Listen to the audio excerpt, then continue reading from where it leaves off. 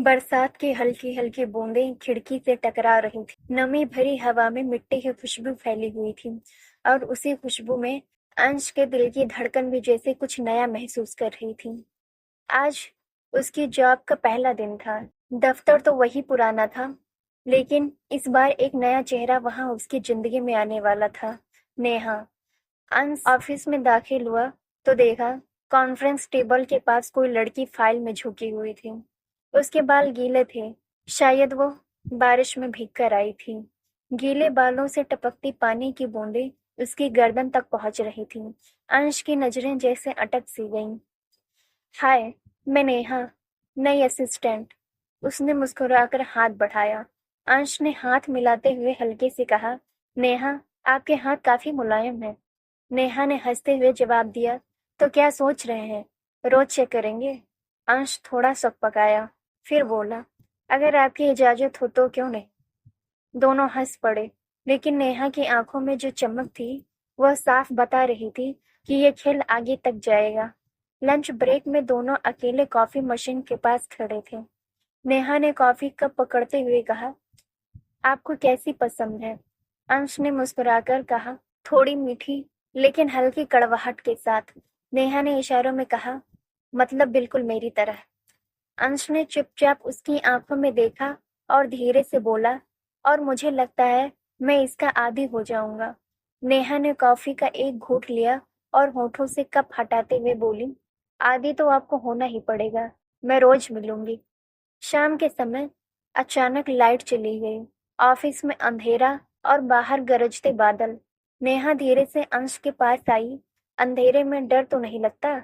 अंश ने हल्के से कहा, डर तो नहीं, पर अकेलापन अच्छा नहीं लगता। नेहा की उंगलियां धीरे से उस बाह को छू गईं।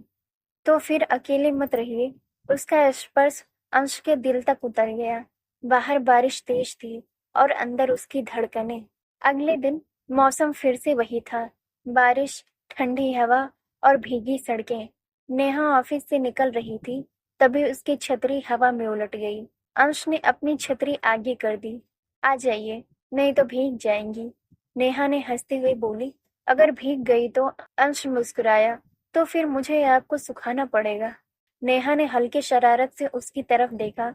सुखाने का तरीका अच्छा होना चाहिए, वरना मैं दोबारा भीग जाऊंगी। बारिश के कारण बिल्डिंग का पावर फेल हो गया और नेहा, अंश लिफ्ट में ही अटक गए। अंधेरा, बंद माहौल और सिर्फ उनकी सांसों की आवाज।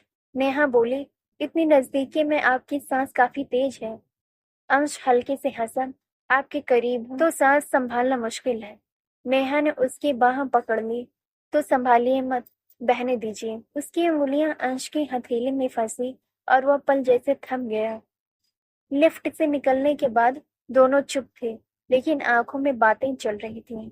छत पर जाकर उन्होंने चाय ली।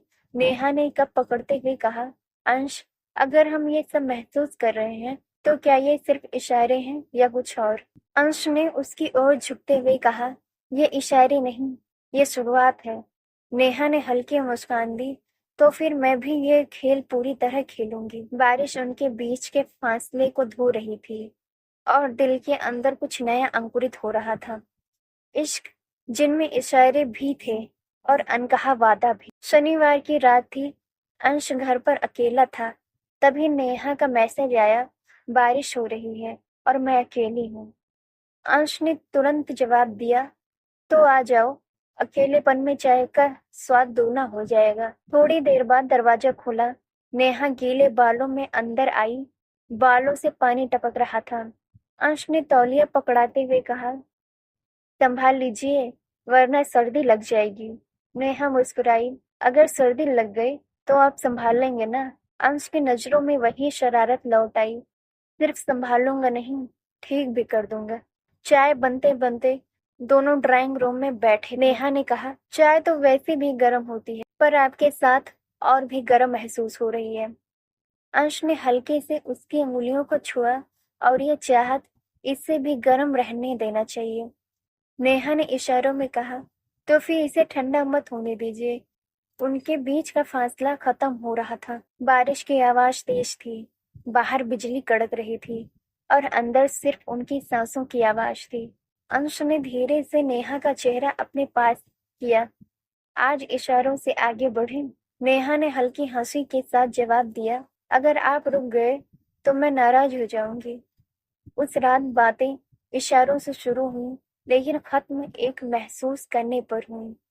बरसात खिड़की पर गिरती रही और कमरों के अंदर सिर्फ धड़कनों का संगीत बज रहा था। अगले शाम अंश ऑफिस में बैठा था। जब उसने नेहा को किसी और लड़के के साथ हंसते हुए देखा तो उसके दिल में हल्की सी चुभन हुई। शाम को जब नेहा उसके घर आई, अंश ने सीधे पूछा, वो कौन था? नेहा ने मासूमियत से कहा, वो मेरे कॉलेज का दोस्त। क्यों? अंश ने धीमे स्वर में कहा, क्योंकि मुझे अच्छा नहीं लगता तुम्हारा यूं हंसना किसी और के साथ। नेहा मुस्कुराई, ओह, तो जनाब जलती भी हैं। अंश ने उसकी आंखों में देखा, तुम्हारे मामले में हाँ। थोड़ी देर बहस हुई, लेकिन माहौल बदल गया जब नेहा ने उसकी बाह थाम ली। गुस्सा ठंडा कीजिए, वरना मैं नाराज हो जाऊंगी। अंश ने आंखें सिकोड़ी, नाराजगी का इलाज मेरे पास है, पर दवा थोड़ी मीठी। नेहा ने फुसफुसाकर कहा, तो फिर दे दीजिए। उनके बीच का तनाव चुपचाप पिघल गया और रात ने फिर से वही पुराना जादू बिखेर दिया। लेकिन इस बार जब नेहा सो रही थी, अंश ने उसके बैग में एक पुराना पत्र देखा। उसमें लिखा था, नेहा, मैं तुम्हें भूल नहीं पाया, जल्द मिलूंगा। अंश के हाथ कांप गए। अब उनके मन में सवाल था, नेहा किससे और क्यों मिलना चाहती है? और क्या ये रिश्ता सिर्फ इशारों और चाहत का खेल था, या इसमें कोई और राज भी छिपा है? इस कहानी का दूसरा अध्याय अगले वीडियो में सुनिए। धन्यवाद।